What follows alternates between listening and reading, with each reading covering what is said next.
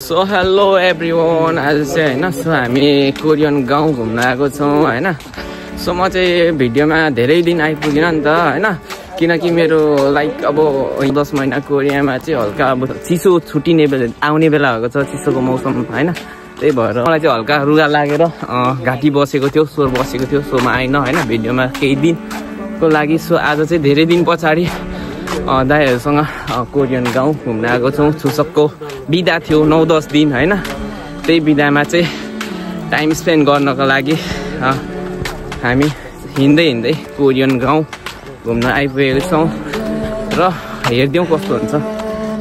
त्यहाँको माथि त्यो पाहाडको टुप्पोमा गएर चाहिँ हाम्रो कम्पनी हेर्नु पर्यो क्या, कस्तो हुँदो रहेछ, कस्तो देखिँदो रहेछ हैन। म देखाउने छु भिडियोमा। सो अघि बढ्दैछौँ। साग यस्तै ल, यो चाहिँ बाटैभरि छ क्या। यो चाहिँ मुलाको साग जस्तो छ त्यो चाहिँ होइन। यो चाहिँ आरुको बोटहरू भयो। अनि कोरियन घरहरू यस्तो टक्क लगाएर त्यो खालको फाल्दै रहेछ क्या। तपाईँ हानेको हुन्छ कोही कोहीमा त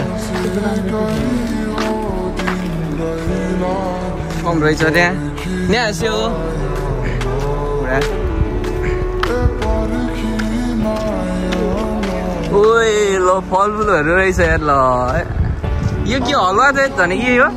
हलुवा ल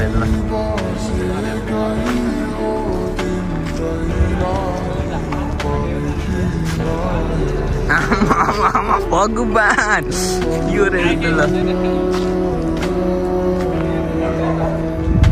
कुकुरहरू कराउनु थाले यार। ल यहाँ चाहिँ कुकुर पनि पालेको रहेछ क्या।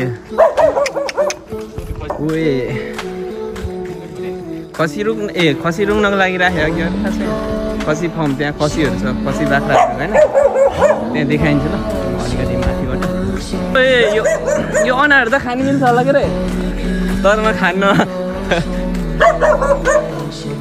पहिला चाहिँ टिपेर खाइन्थ्यो, चोरेर खाने क्या होइन। यो चाहिँ खसी फर्म उता होइन, बाख्राले च्याइरहेछन्। यिनीहरूलाई कस्तो अचम्म लाग्यो यस्तो गरेर त हेरेछ।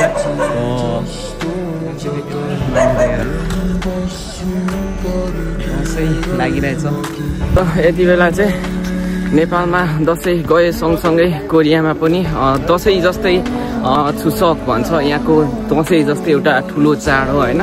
त्यो लागिरहेछ। त्यसमा हामीले 7 दिन बिदा पाएको थियौँ होइन हाम्रो कम्पनीबाट चाहिँ। सो अनि 7 दिन बिदामा चाहिँ 4-5 दिन गइसक्यो होइन। भोलि पर्सिबाट काम स्टार्ट छ। सो आज भोलि अझै घुम्ने दिनहरू बाँकी छ। अनि त्यही भएर हामी यतिखेर घुम्न आएछौँ। पहाडको चुचुरो आइपुग्न लाग्यौँ हामी। सो यहाँ चाहिँ भोटेहरू पनि अगाडि आएको रहेछ।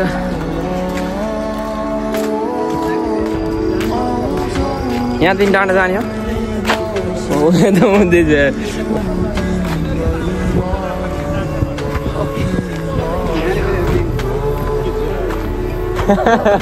दाजु ल अविनाश दाजु, छुसकको विशेषता के हो ल यसो बताइदिनु।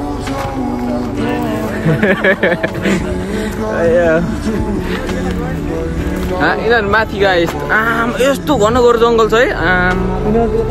यस्तोबाट माथि चढ्नुपर्ने पाहाडको टुप्पा। भगवान ल